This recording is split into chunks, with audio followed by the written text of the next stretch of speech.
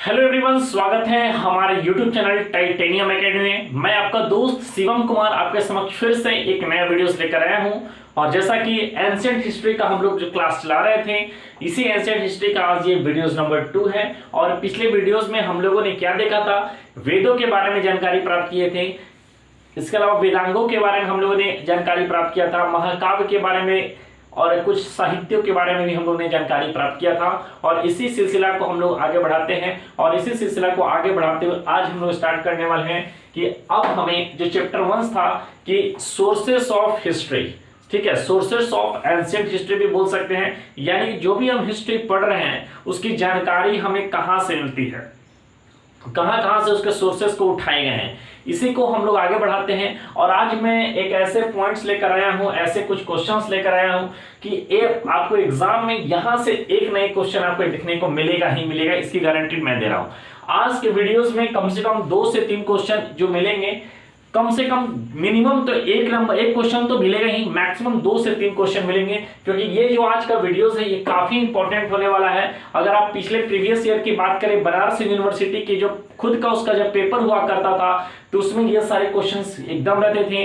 Delhi university की बात करें तो उसमें भी रहा करता था, लॉ का पेपर्स की बात करें तो उसमें भी रहा करता था, इसलिए आपके लिए काफी इंपॉर्टेंट हो जाता है। तो इसको बहुत ध्यान से पढ़िएगा और एक एक पॉइंट्स को अच्छे से अपने नोट्स को कवर कर लीजिएगा और अच्छे से तैयारी करने की कोशिश कीजिएगा। देखिए, आज हम लोग कुछ प्रमुख साहित्य को लेकर आए हैं, ठीक है, कि कुछ जानकारियां हमें साहित्यों से मिलती है, साहित्यों से भी हमें इतिहास की जानकारी मिलती है। तो उतना डिटेल में मैं नहीं बताऊंगा, लेकिन टू द पॉइंट्स मैं पढ़ा रहा हूं। टू द पॉइंट्स में इसमें जो पहला नाम है वो है अष्टाध्यायी, ठीक है। अष्टाध्यायी के जो लेखक है वो कौन है? पाणिनि है, ठीक है। अष्टाध्यायी के लेखक कौन है? पाणिनि है। ये मैं 23 लेकर आया हूं और इसमें 7 और मैं ऐड करूंगा, ठीक है। 7 अभी और मैं ऐड करूंगा, मेरे पास स्पेस की कमी थी इसलिए मैं ऐड नहीं किया हूं। इसमें 7 और ऐड मैं करूंगा और इसके बाद यहां से पढ़ के चले जाइएगा, एकदम आपके माइंड में शार्पनेस की तरह याद होने चाहिए। इसी के अलावा मुद्रा राक्षस, मुद्रा राक्षस के जो रचयिता है वो है विशाखादत्त, ठीक है। मुद्रा राक्षस के विशाखादत्त है। महाभाष्य, महाभाष्य जो है उसके रचयिता कौन है? पतंजलि है, जो पुष्यमित्र शुंग के पुरोहित है पतंजलि, ये हम लोग आगे चलकर पढ़ेंगे। इसके बाद कथा साहित्य सागर, कथा साहित्य सागर की बात करें तो यह सोमदेव, ठीक है, सोमदेव है। ये सब अगर आप पढ़ रहे हैं, अगर आप सिविल सर्वेंट की भी तैयारी कर रहे हैं तो ये सब उसी लेवल का पढ़ाया हुआ है। यहां से भी क्वेश्चन आपको डायरेक्ट देखने को मिलता है, पीटी लेवल का है, मेंस लेवल की मैं बात नहीं कर रहा हूं, पीटी लेवल में ये सब क्वेश्चन पूछते हैं, ठीक है। उसके बाद है बृहत कथा मंजरी, बृहत कथा मंजरी के जो साहित्यकार हैं जो लिखे हैं वो है क्षेमेंद्र, याद रखिएगा। अर्थशास्त्र, ये बहुत फेमस है और ये कई बार एग्जाम में पूछा जा चुका है, यहां पर मैं स्टार लगा दे रहा हूं, ठीक है। अर्थशास्त्र के कौन है? ये कौटिल्य है, ठीक है। इसके बाद है नीतिसार, नीतिसार के कौन है? कामंदर। और ये इस साल बीपीएससी का हाल ही में एग्जाम हुआ है और बीपीएससी के एग्जाम में ये क्वेश्चन पूछा था, नीतिसार के कामंदर। उसके बाद है मालविका अग्निमित्र, ये भी मोस्ट इंपोर्टेंट है, कई बार एग्जाम ये पूछा जा चुका है। मालविका अग्निमित्र के जो रचयिता है वो है कालिदास है। मृच्छकटिकम, ये भी कई बार पूछा जा चुका है। मृच्छकटिकम के जो रचयिता है वो है सुदृढ़, नाम याद रखिएगा, इनका नाम है सुदृढ़। उसके बाद है हर्षचरित्र, ठीक है, क्या नाम है? हर्षचरित है। हर्षचरित के जो रचयिता है उनका नाम है वानभट्ट है, क्या नाम है? वानभट्ट है। इसके बाद है रामचरित, क्या है? रामचरित। रामचरित के जो फाउंडर हैं या फिर जो राइटर हैं वह संध्याकर नंदी हैं, क्या नाम है उनका? रामचरित का संध्याकर नंदी है। उसके बाद Prithviraj Raso, one of the most important question है, कई बार एग्जाम में पूछा जा चुका है। पृथ्वीराज रासो के जो रचयिता है चंद्रबरदाई हैं। इसके बाद है राजतरंगिणी, राजतरंगिणी ये भी कई बार एग्जाम में पूछा जा चुका है। राजतरंगिणी के जो लेखक है वह है कलहन, ठीक है। राजतरंगिणी के लेखक कौन है? कलहन है। उसके बाद है हितोपदेश, हितोपदेश के रचना किसने किया है? नारायण पंडित ने किया है। हितोपदेश की रचना किसने किया है? नारायण पंडित ने किया है। उसके बाद है Panchatantra, one of the most important, ये भी है, कई बार एग्जामों में पूछा जा चुका है, विष्णु शर्मा जी हैं। इसके अलावा कीर्तार्जुनियम, कीर्तार्जुनियम भी ये आपको, अगर आप आगे चल के हिस्ट्री हम पढ़ेंगे तो जो हम दक्षिण भारत के इतिहास पढ़ेंगे उसमें ये सब देखने को मिलेगा। कीर्तार्जुनियम के जो राइटर हैं वह भारवी हैं। शिशुपालवध, शिशुपालवध के माँ हैं स्वप्नवासवता भास है, कर्पूर मंजरी राजशेखर है, कामसूत्र वात्सायन है, one of the most important, कई बार एग्जाम में पूछा जा चुका है कामसूत्र के बारे में। तो कामसूत्र के राइटर कौन है? वात्सायन है। ब्रह्म सिद्धांत ब्रह्मगुप्त है, ये तो ऐसे ही आपको याद होगा, ब्रह्म सिद्धांत और ब्रह्मगुप्त एक से आप रिलेट कर सकते हैं। उसके बाद है उत्तर रामचरित भवभूति है। उसके बाद अमरकोश अमर सिंह है, ये भी कई बार एग्जाम में पूछा जा चुका है। तो ये सारे मोस्ट इंपॉर्टेंट क्वेश्चंस हैं, यहां से नहीं भी तो जो सबसे मोस्ट इंपॉर्टेंट है ये अष्टाध्यायी कई बार पूछा जा चुका है, मुद्रा राक्षस कई बार पूछा जा चुका है, महाभाष्य कई बार पूछा जा चुका है, अर्थशास्त्र कई बार पूछा जा चुका है, उसके बाद हर्षचरित कई बार पूछा जा चुका है, मालविकाग्निमित्र कई बार पूछा जा चुका है, मृच्छकटिकम बहुत इंपॉर्टेंट है, पृथ्वीराज रासो बहुत इंपॉर्टेंट है, राष्ट्ररंगिणी इंपॉर्टेंट है। इसके बाद पंचतंत्र काफी पूछा जा चुका है, सब प्रीवियस ईयर क्वेश्चन मैं बता रहा हूं। इसके बाद मैं बात करूं तो कीर्तार्जुनियम भी पूछा जा चुका है। उसके बाद ब्रह्म सिद्धांत हो गया, कामसूत्र हो गया और अमरकोश हो गया। ये सारे जो मैं डबल टिक लगाया हूं वे ऐसे क्वेश्चन है जो एग्जाम में कई बार रिपीटेड क्वेश्चन है, और हो सके इस बार जो रिपीटेड क्वेश्चन ना हो वो भी आपसे पूछ दिया जाए, तो इसके लिए आपको कवर करके चलना है। और जैसा कि आपको पता है कि जनरल टेस्ट का अगर आप तैयारी कर रहे हैं, सीयूटी यूजी हो या फिर पीजी हो, पीजी का तो अलग है, या फिर सीयूटी यूजी से जनरल टेस्ट का आप तैयारी कर रहे हो, तो ये काफी इंपॉर्टेंट पॉइंट हो जाता है, इस चीज को आप तैयारी करके रखिएगा। चलिए वीडियोस को आगे बढ़ाते हैं।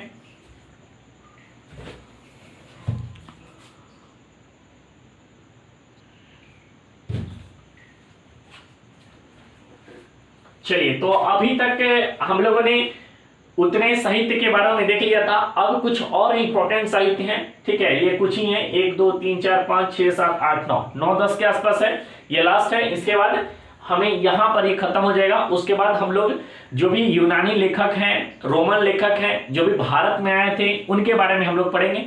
तो पहले इसको कंप्लीट करते हैं। देखिए, इसमें मेघदूत जो है ये सबको जानते हैं। मेघदूत के जो राइटर है वो है कालिदास है, ऋतु संहार के कालिदास है, अभिज्ञान शकुंतलम के कालिदास है।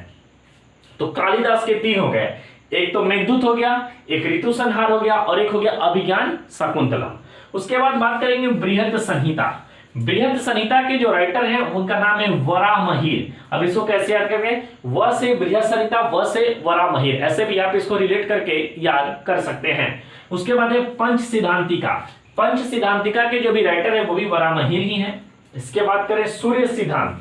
सूर्य सिद्धांत के जो राइटर है आर्यभट्ट है, ये भी काफी इंपॉर्टेंट क्वेश्चन है, कई बार एग्जाम में पूछा जा चुका है। उसके बाद है मैथिली कल्याण। मैथिली कल्याण के हस्तिमल है, हस्तिमल काफी नामे गिरामे साहित्यकार थे, इनके बारे में सभी लोग जानते होंगे, आप लोगों ने भी सुना होगा, ये भी इंपॉर्टेंट है। मालती माधव है भवभूति और चंड कौशिक है क्षमेश्वर। तो याद रखिएगा, मेघदूत कालिदास, ऋतु संहार कालिदास, अभिज्ञान शकुंतलम कालिदास, बृहद संहिता वराहमिहिर, पंच सिद्धांत वराहमिहिर, सूर्य सिद्धांत आर्यभट्ट, मैथिली कल्याण हस्तिमल, मालती माधव भवभूति और चंड कौशिक क्षमेश्वर। ये कुछ इंपॉर्टेंट जो था, मैं साहित्य और साहित्यकारों के बारे में आपको बता दिया। अब इसको आप अच्छे से याद कर लीजिएगा। और इसके बाद अब हम लोग स्टार्ट करने वाले हैं जो भी हमारे भारत में जो कोई फॉरेनर लेखक आए थे, जिनसे हमें जानकारी मिलती है, जहां से एग्जाम में डायरेक्ट क्वेश्चन बनता है, उसके बारे में हम आप लोग को पढ़ाने वाले हैं।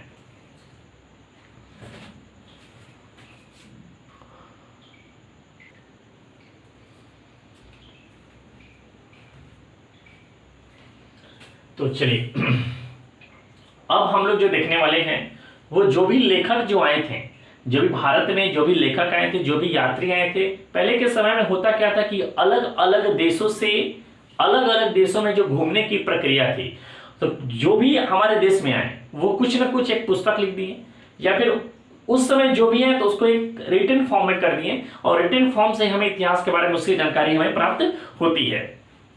ठीक है, तो इसमें हम 3 पार्ट से बांटे हैं। पहला है यूनानी लेखक, दूसरा है चीनी यात्री, और तीसरा जो है ये अरब यात्री। ये भी आपको इंपॉर्टेंट है, आपसे क्वेश्चन पूछेगा कि ये यूनानी थे या चीनी थे या फिर ये अरब थे। ये तीनों इंपॉर्टेंट पॉइंट्स है, इसलिए मैं इसको अलग अलग करके आपको बताने की कोशिश किया हूं। जिसमें पहला नाम है हेरोडोटस। हेरोडोटस को फादर ऑफ हिस्ट्री कहा जाता है, यानी कि हिस्ट्री के पिता, इतिहास के पिता के रूप में हेरोडोटस को जाना जाता है। और एग्जाम में आपसे डायरेक्ट क्वेश्चन बनेगा, इतिहास के पिता के रूप में किसे जाना जाता है, who is the father of history. तो who is the father of history जब भी आपसे पूछेगा तो इसका जो करेक्ट आंसर होगा वो हेरोडोटस हो जाएगा। ठीक है, इसके बाद की बात की समझते हैं। उसके बाद है सिकंदर।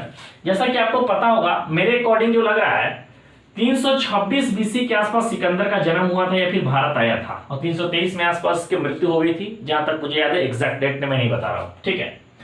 एग्जैक्ट डेट मैं इसको चेक कर लूंगा, फैक्चुअल चेक होगा, ठीक है। सिकंदर के साथ भी 3 लेखक आए थे, एक तो निर्यातस था, एक आनेस सिक्रेटस था और एक अरिस्टोबुलस था, ठीक है। तो याद रखिएगा, सिकंदर के साथ आने वाले कौन कौन लेखक थे? निर्यातस, ऑनेस सिक्रेटस और अरिस्टोबुलस, ठीक है। तो ये हो गए आपके यूनानी लेखक, हेरोडोटस हो गए या फिर सिकंदर हो गया। इसके बाद एक प्लिनी है और एक टॉलमी है, 2 नाम याद रखिएगा। एक प्लिनी है, एक टॉलमी है। प्लिनी ने एक पुस्तक लिखा था जिसका नाम है नेचुरल हिस्ट्री, और एक टॉलमी ने एक पुस्तक लिखा था जिसका नाम है जियोग्राफी, ठीक है। तो टॉलमी और प्लिनी दोनों नाम याद रखिएगा।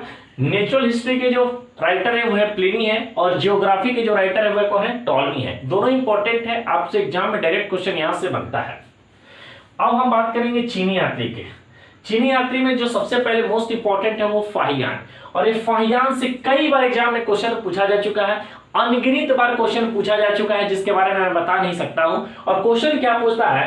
फाहियान जो है किस शासक के समय भारत आया था? तो इसका जो करेक्ट आंसर होगा चंद्रगुप्त द्वितीय। याद रखिएगा, चंद्रगुप्त द्वितीय बोलेगा या फिर चंद्रगुप्त विक्रमादित्य बोलेगा, दोनों सेम ही है। चंद्रगुप्त 1 और चंद्रगुप्त 2 में कंफ्यूज नहीं होना है। फाहियान जो आया था चंद्रगुप्त द्वितीय के काल में भारत में उसका यात्रा हुआ था, ठीक है। उसके बाद हेनसन जो आया था, यह हर्षवर्धन के एक समय, जब हर्षवर्धन राजा थे, प्रभाकर वर्धन, हर्षवर्धन, ये सब जो थे, हर्षवर्धन के समय ये भारत में आया हुआ था हेनसन। तो आपसे एग्जाम में क्वेश्चन पूछेगा हेनसन भारत में किस शासक के समय आया था? तो इसका जो करेक्ट आंसर हो जाएगा हेनसन होगा। और एक है इतिसन, और इतिसन से क्वेश्चन ये पूछता है 7वीं सदी में भारत आया था, ठीक है। एक और आपको पुस्तक है Periplus of the Erythraean Sea. Periplus of the Erythraean Sea है, जिससे भी हमें भारत के इतिहास के बारे में जानकारी मिलती है। अगर आप लिखना चाहें तो लिख ले, पेरिफल्स ऑफ द एरिथ्रियन सी। इससे भी हमें भारत के इतिहास के बारे में जानकारी मिलती है, लेकिन आज तक इसके लेखक कौन है इसके बारे में हमें कोई जानकारी प्राप्त नहीं हो पाया है। चलिए अब आगे बढ़ते हैं। अब हम लोग बात करेंगे अरब यात्रियों में। अरब यात्रियों में जो सबसे मोस्ट इंपॉर्टेंट है वह है अल-बरूनी। अल-बरूनी जो आया था, ये भारत में महमूद गजनवी के साथ ये आया था। महमूद गजनवी के साथ अल-बरूनी भारत में एंट्री किया था, और इसने आते के साथ एक पुस्तक लिख दिया जिसका नाम था कि तहकीक हिंद, या फिर इसका नाम किताब उल हिंद के नाम से भी जाना जाता है। तो इन्होंने एक पुस्तक लिखा तहकीक हिंद या फिर किताब उल हिंद, और ये बहुत इंपॉर्टेंट है। ये जो है काफी इंपॉर्टेंट है, एग्जाम में कई बार पूछा जा चुका है। तहकीक हिंद या फिर किताबुल हिंद के राइटर कौन है? तो इसका जो आंसर आपको बताना होगा वो होगा अल-बरूनी। इसके बाद को समझिएगा। इसके बाद इसी पुस्तक को, तहकीक हिंद या फिर किताबुल हिंद के इसी पुस्तक को अंग्रेजी में एक व्यक्ति ने अनुवाद करवाया था, जिसका नाम था एडवर्ड सचाउ। याद रखिएगा, एडवर्ड सचाउ साहब ने तहकीक हिंद या फिर किताबुल हिंद पुस्तक को अंग्रेजी में अनुवाद कराया था। इसके बाद बात करेंगे अगला Ibn Battuta. Ibn Battuta, Ibn Battuta जो है एक मोरक्को निवासी था। कहां का था? ये मोरक्को से भारत आया हुआ था, और इसे मोहम्मद बिन तुगलक ने अपना काजी नियुक्त किया था, ठीक है। इसे मोहम्मद बिन तुगलक ने अपना काजी नियुक्त किया था। ये भी मोस्ट इंपॉर्टेंट है, ये भी मोस्ट इंपॉर्टेंट है। चलिए मैं आपको एक आपको होमवर्क देता हूं। रेहला पुस्तक का नाम आप लोगों ने सुना होगा, मैं यहां पर लिख दे रहा हूं रेहला। रेहला पुस्तक के राइटर कौन है? ठीक है, रेहला पुस्तक के राइटर कौन है? अगर आपको नहीं पता है तो गूगल करिएगा और इसका आंसर देने की कोशिश कीजिएगा। रेहला पुस्तक के राइटर कौन है, ये आपका होमवर्क का क्वेश्चन है। इसको आप कमेंट बॉक्स में जवाब देने की कोशिश कीजिएगा। तो ये रहा आपका पूरा लेखक के बारे में, जो भी भारत में लेखक थे जो आए थे दूसरे देशों से हमारे देश में, जो एक कुछ न कुछ लिखे थे, उनके पुस्तक अभी भी कहीं ना कहीं रखे हुए हैं। उस पुस्तक से हमें भारत के इतिहास के बारे में जो भी जानकारी मिली है उसको एक जगह रखा गया है। अब हम लोग अगला टॉपिक जो पढ़ने वाले हैं वो पढ़ने वाले, कुछ जानकारी हमें अभिलेखों से भी मिली है, कुछ जानकारी हमें सिक्कों से मिली है। सिक्कों पे, पहले सिक्कों पे कलमे खुदवाए जाते थे, कुछ ना कुछ लिखवाया जाता था, कोई लक्ष्मी की मूर्ति उस पर चिपकाया है या फिर किसी ने अपना नाम लगवाया है। तो अगला जो 2 टॉपिक हमें बचा इस चैप्टर 1 का, मात्र 2 टॉपिक और बचा है, एक तो अभिलेख है और एक सिक्का है। ये दोनों टॉपिक जैसे हम लोग कवर करेंगे हमारा चैप्टर 1 कंप्लीट हो जाएगा। तो अगला टॉपिक हम पढ़ने जा रहे हैं अभिलेख के बारे में।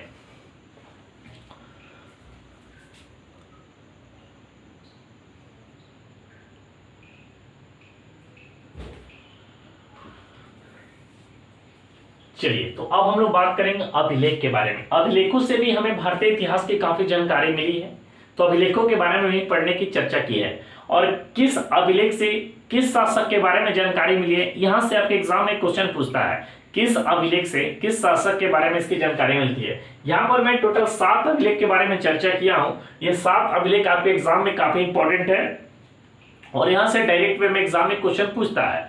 जैसे पहला है हाथी गुम्फा अभिलेख। ठीक है, हाथी गुम्फा अभिलेख से हमें खारवेल के बारे में जानकारी मिलती है। हाथी गुम्फा अभिलेख से हमें खारवेल के बारे में जानकारी मिलती है, वही खारवेल जो कलिंग के युद्ध में लड़ा था। इसके बाद है जूनागढ़ अभिलेख। जूनागढ़ अभिलेख से हमें रुद्रदामन के बारे में जानकारी मिलती है। नासिक अभिलेख से हमें गौतमी वलसरी शासक के बारे में जानकारी मिलती है। प्रयाग स्तंभ से हमें समुद्रगुप्त के बारे में जानकारी मिलती है। ऐहोल अभिलेख से पुलकेशिन द्वितीय के बारे में जानकारी मिलती है और भीतरी स्तंभ लेख से हमें स्कंदगुप्त के बारे में जानकारी मिलती है और मंदसौर अभिलेख से हमें यशोवर्मन की जानकारी मिलती है। ठीक है, यहां तक आप लोगों को कोई दिक्कत हमें नहीं लग रहा कि होगा। चलिए, यहां तक हमें नहीं लग रहा कोई दिक्कत होगा। हाथी गुम्फा अभिलेख खारवेल, जूनागढ़ अभिलेख रुद्रदामन, नासिक अभिलेख गौतमी वलसरी, प्रयाग स्तंभ लेख समुद्रगुप्त, ऐहोल अभिलेख पुलकेशिन द्वितीय। ऐहोल अभिलेख में ही पुलकेशिन द्वितीय और हर्षवर्धन की जो लड़ाई हुई थी, इसी अभिलेख में इसकी चर्चा की गई है। भीतरी स्तंभ लेख स्कंदगुप्त और मंदसौर अभिलेख यशोवर्मन। यहां से बाहर आपको चैप्टर 1 में कुछ नहीं है, इतना अगर आप पढ़ लिए अभिलेखों के बारे में, इससे बाहर कुछ नहीं आने वाला है। अब हम लोग बात करने वाले हैं सिक्के के बारे में। पहले के जमाने में, जैसा कि मैंने आपको पहले ही बता दिया, कि सिक्के पर कुछ न कुछ लिखे जाते थे। उस लिखने के क्रम से ही हमें जब बाद में वो सिक्के मिले, उस सिक्के से भारतीय इतिहास को लिखना बहुत आसान हो गया। तो हमें कुछ जानकारी सिक्के से मिलती है। तो सिक्के में ज्यादा क्वेश्चन नहीं, 2 से 3 क्वेश्चन यहाँ पर पूछता है कि सबसे पहले पुराने सिक्कों को किस नाम से जाना जाता है। प्राचीन सिक्के को हाथ सिक्के या फिर पंचमार्क सिक्के के नाम से भी जाना जाता है। याद रखिएगा, पुराने सिक्कों को यानी प्राचीनतम सिक्के को हाथ सिक्के या फिर पंचमार्क सिक्के के नाम से जाना जाता है। और यही नहीं, सबसे पहले बहुत मोस्ट इंपॉर्टेंट क्वेश्चन मैं बता रहा हूं, इसको ध्यान से सुनिएगा। सबसे पहले सिक्कों पर लेखन करने की जो काम हुई, लेखन करने की जो कला की शुरुआत की, वो यवनों के द्वारा शुरू किया गया था। और एग्जाम में प्रीवियस ईयर क्वेश्चन में पूछा गया क्वेश्चन है, ये आपको पूछेगा ही पूछेगा। सिक्कों पे सबसे पहले, बहुत ध्यान से सुनिएगा, आगे जैसे जैसे इतिहास आप पढ़ेंगे वैसे वैसे कंफ्यूजन आपको क्वेश्चन पूछेगा। कभी अब आगे पूछेगा कि सबसे ज्यादा सोने का सिक्के किसने चलाए, सबसे पहले सोने का सिक्का किसने चलाया। अब इस तरह से कंफ्यूजन आपको बढ़ते जाएगा। तो याद रखिएगा, सिक्कों पर सबसे पहले लेखन कला की यहाँ पर बातचीत चल रही है। तो सिक्कों पर सबसे पहले लेखन कला जो चालू किया था वो यवन के द्वारा किया गया था। ठीक है, यवन के द्वारा। और सिक्कों के अध्ययन को हम लोग क्या बोलते हैं, न्यूमिज्मेटिक्स। क्या बोलते हैं, सिक्कों के अध्ययन को हम लोग न्यूमिज्मेटिक्स के नाम से जानते हैं। ठीक है,